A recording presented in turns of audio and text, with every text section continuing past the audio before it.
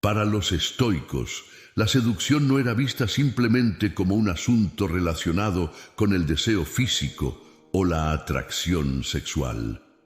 La seducción, entendida en términos más amplios, incluía cualquier tentación que pudiera desviar a una persona del camino de la virtud. Podía ser el deseo de poder, fama, riqueza o placeres efímeros. Lo importante no era tanto la naturaleza de la tentación, sino cómo uno respondía a ella. Desde esta perspectiva, la seducción era considerada una prueba constante del autocontrol y la fortaleza interior de cada individuo. En la filosofía estoica, uno de los objetivos más importantes era alcanzar la apatheia, es decir, la ausencia de emociones perturbadoras, lograda a través de la disciplina mental y el desapego de los deseos externos. Esto no significaba que los estoicos fueran insensibles o fríos, sino que buscaban no ser esclavos de sus deseos ni dejarse arrastrar por las emociones, especialmente por aquellas que consideraban peligrosas para la razón, como la lujuria o la codicia. Séneca, uno de los estoicos más influyentes, escribió extensamente sobre la importancia de no dejarse llevar por los placeres efímeros, particularmente en su obra Cartas a Lucilio. En una de sus cartas más conocidas, Séneca aconseja a su amigo Lucilio que no se deje deslumbrar por la belleza o el placer, ya que estos son fugaces y muchas veces nos conducen a actuar en contra de nuestra propia naturaleza racional. El placer, cuando es gobernado por la razón, es moderado, pero cuando se deja suelto, se convierte en tirano y nos esclaviza.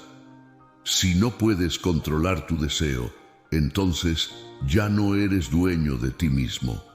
Séneca subraya que la seducción, en cualquiera de sus formas, se basa en engañar nuestra percepción. Los placeres, especialmente los placeres físicos, pueden parecer irresistibles en el momento, pero para los estoicos, estos placeres son ilusorios. En lugar de ceder a la tentación de lo que es fácil y placentero, Séneca aconseja enfocar nuestra atención en lo que es duradero, la virtud y el autocontrol. Pero, ¿cómo aplicaba esta filosofía en la vida práctica un estoico? Los estoicos creían que, antes de ceder a cualquier impulso, uno debía detenerse a reflexionar sobre las consecuencias de ese acto. Si lo que estás a punto de hacer va a perjudicar tu carácter o tu capacidad de actuar de manera justa y sabia, entonces es mejor abstenerse. Según Séneca, el hombre sabio no rechaza los placeres, pero tampoco permite que los placeres lo controlen. De la misma manera, Epicteto fue muy claro al abordar el tema de las tentaciones y los deseos. En su obra El Enquiridión, un manual de vida basado en la filosofía estoica, Epicteto nos recuerda que lo único sobre lo que tenemos verdadero control es sobre nuestras propias acciones y decisiones. Lo que otros hacen, lo que el mundo nos presenta, incluyendo las tentaciones o seducciones, son factores externos sobre los cuales no podemos ejercer control. Sin embargo, lo que sí podemos controlar es cómo reaccionamos ante esas tentaciones. Para Epicteto, el problema con la seducción no radicaba en la persona o cosa que nos seduce, sino en nuestra propia percepción de esa tentación. En otras palabras, la tentación no tiene poder en sí misma. Somos nosotros quienes le otorgamos ese poder al ceder mentalmente ante ella. Según él, debemos entrenar nuestra mente para reconocer cuándo un deseo o impulso es irracional o perjudicial. Cuando veas algo que te atrae o te seduce, no te dejes llevar de inmediato. Detente y pregúntate, ¿es esta cosa buena para mi razón? Si es un placer temporal que no contribuye a mi virtud, entonces no es algo que deba ocuparme. La enseñanza de Epicteto es clara. No debemos ser esclavos de nuestras emociones o deseos. Cuando una persona se deja seducir, ya sea por el atractivo físico o por cualquier otra forma de tentación, Lo que realmente está sucediendo es que esa persona ha permitido que su mente sea dominada por factores externos, en lugar de mantenerse firme en el control de sí misma. Para Epicteto, ser esclavo de nuestros deseos es perder nuestra libertad, porque dejamos que algo ajeno a nosotros controle nuestras acciones. Epicteto ponía un gran énfasis en la idea de la autodisciplina y la conciencia constante. Decía que ante cualquier situación que despierte nuestros deseos, debemos recordar que el verdadero valor de las cosas no está en lo que parecen, sino en cómo elegimos responder a ellas. Por ejemplo, si uno siente una atracción irresistible hacia alguien, en lugar de ceder automáticamente a ese deseo, Epicteto recomendaba detenerse y examinar el impulso. ¿Es esta emoción algo que beneficiará mi carácter o simplemente es una distracción pasajera? Si la respuesta es lo segundo, entonces lo mejor es dejarlo ir. Otro aspecto clave del enfoque estoico frente a la seducción es la idea de no depender emocionalmente de lo que está fuera de nuestro control. Para los estoicos, la seducción puede venir de muchas formas, no solo a través del deseo sexual o romántico. La riqueza, el poder, la fama e incluso la aprobación social son formas de seducción que pueden desviar a una persona de su propósito. Marco Aurelio, en sus Meditaciones, reflexiona sobre la naturaleza fugaz de estos deseos y cómo una vida virtuosa no debe depender de lo que el mundo externo ofrece. Todo lo que percibimos como placer es efímero. ¿Por qué entonces permitir que esas cosas gobiernen nuestras vidas? En lugar de perseguir lo que es pasajero, debemos dirigirnos hacia lo que es constante, la razón y la virtud. Para Marco Aurelio, como para los otros estoicos, la tentación de los placeres externos debía ser enfrentada con la claridad de que estos placeres, por muy atractivos que parecieran, no contribuían al bienestar real y duradero. Su filosofía personal, basada en la disciplina y la reflexión, lo llevaba a valorar más la estabilidad interna que cualquier gratificación externa. A pesar de haber sido el hombre más poderoso del mundo conocido, Marco Aurelio sabía que el poder, el lujo y el placer eran trampas para el alma si no se manejaban con sabiduría. Finalmente, los estoicos creían que la clave para resistir la seducción era vivir de acuerdo con la naturaleza racional del ser humano. El placer no era inherentemente malo, pero no debía convertirse en el motor de nuestras acciones. La virtud para ellos era el único bien verdadero, y todo lo demás, incluso la seducción, debía ser visto como indiferente, es decir, ni bueno ni malo en sí mismo, sino neutro. Lo importante era cómo uno se relacionaba con esos impulsos. El amor y el sexo son temas fundamentales en la vida humana y no escapaban a la atención de los filósofos estoicos. Aunque para algunos el estoicismo puede parecer una filosofía distante o emocionalmente fría, en realidad los estoicos valoraban profundamente las relaciones humanas, incluidas las relaciones amorosas. Sin embargo, para ellos, estas relaciones, al igual que cualquier otro aspecto de la vida, debían ser gobernadas por la razón y no por las pasiones desbordadas.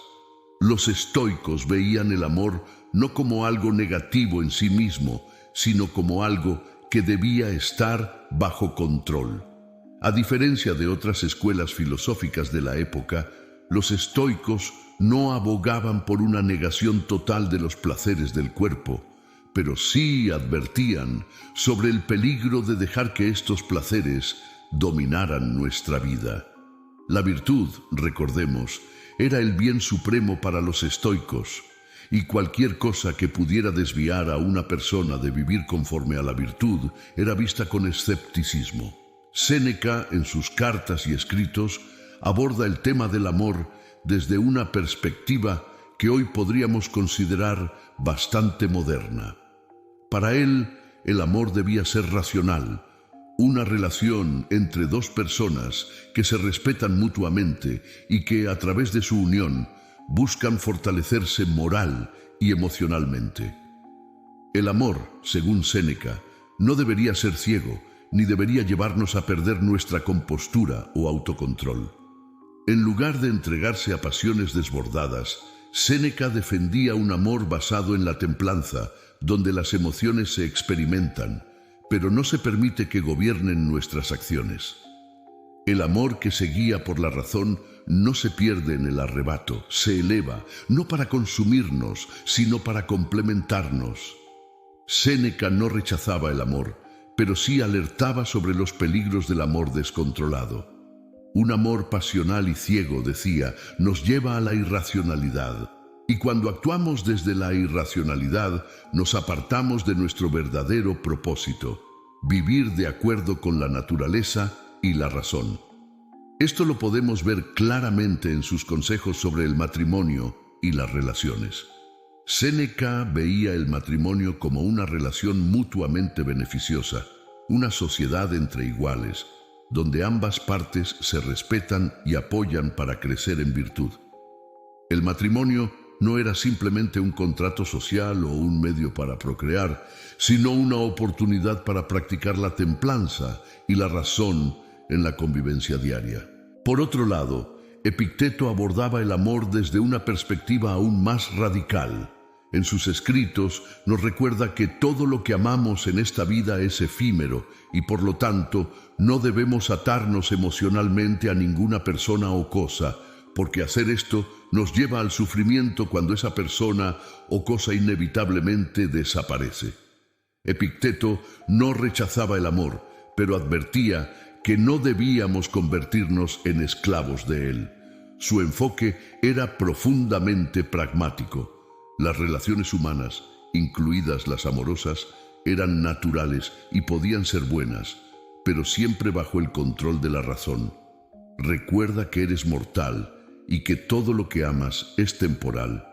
Ama, pero hazlo con moderación y mantén tu libertad, incluso en el amor. Para Epicteto, el amor debía ser libre de posesividad o dependencia. El mayor peligro en el amor, decía, es que las personas tienden a confundir el deseo con la necesidad. Al caer en la trampa de necesitar a la otra persona para ser feliz, nos convertimos en dependientes de algo externo y en consecuencia perdemos nuestra libertad interior. Según él, el amor verdadero es el que permite a ambas personas mantener su independencia emocional, sin necesidad de dominar ni ser dominado por el otro. Desde esta perspectiva, el amor pasional, entendido como una pérdida de control o una obsesión por el otro, era visto como una forma de esclavitud. Epicteto proponía un amor basado en la libertad, donde el afecto y el respeto mutuo no estuvieran condicionados por la necesidad de poseer o controlar. Para Epicteto, la verdadera libertad era la capacidad de amar sin apegos destructivos y sin depender emocionalmente de la presencia del otro. El caso de Marco Aurelio es especialmente interesante, ya que sus reflexiones sobre el amor y el sexo provienen no solo de su papel como filósofo, sino también como emperador. Marco Aurelio, en sus Meditaciones, aborda con frecuencia la cuestión del autocontrol en el ámbito de los deseos y placeres, incluido el deseo sexual. Para él, la vida de un hombre virtuoso debía estar regida por el equilibrio y la templanza, y eso incluía el control sobre los impulsos sexuales. Marco Aurelio no rechazaba el sexo, pero, al igual que sus predecesores estoicos, advertía sobre el peligro de dejarse llevar por el deseo desmedido.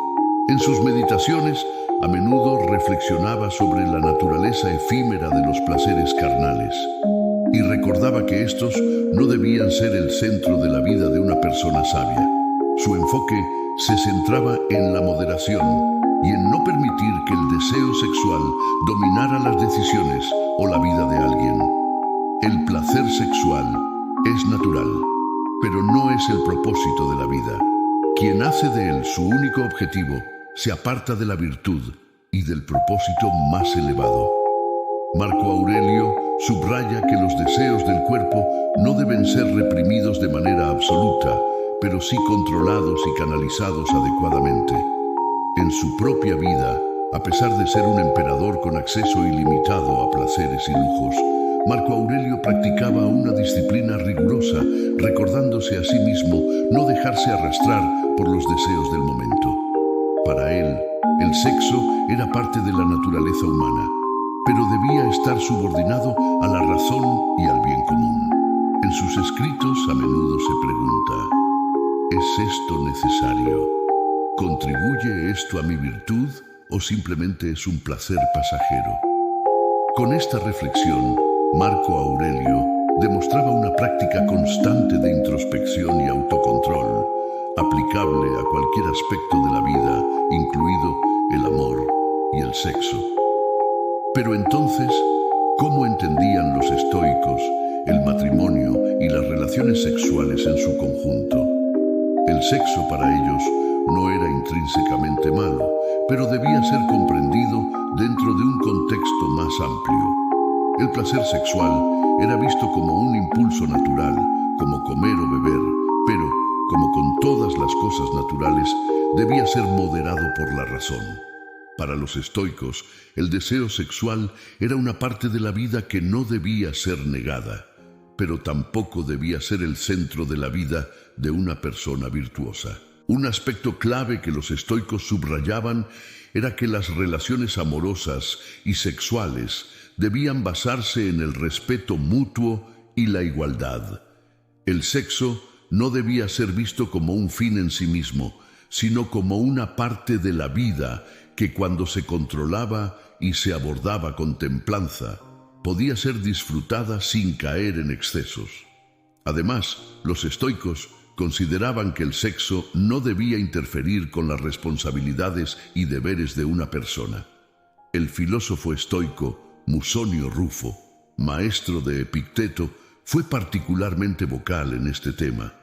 Según él, el sexo debía ser practicado dentro del matrimonio y aún dentro de ese contexto debía ser moderado.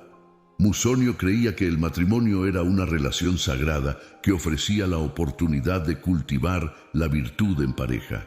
El sexo dentro del matrimonio, entonces, no era solo una fuente de placer, sino un medio para fortalecer la unión y practicar el autocontrol juntos.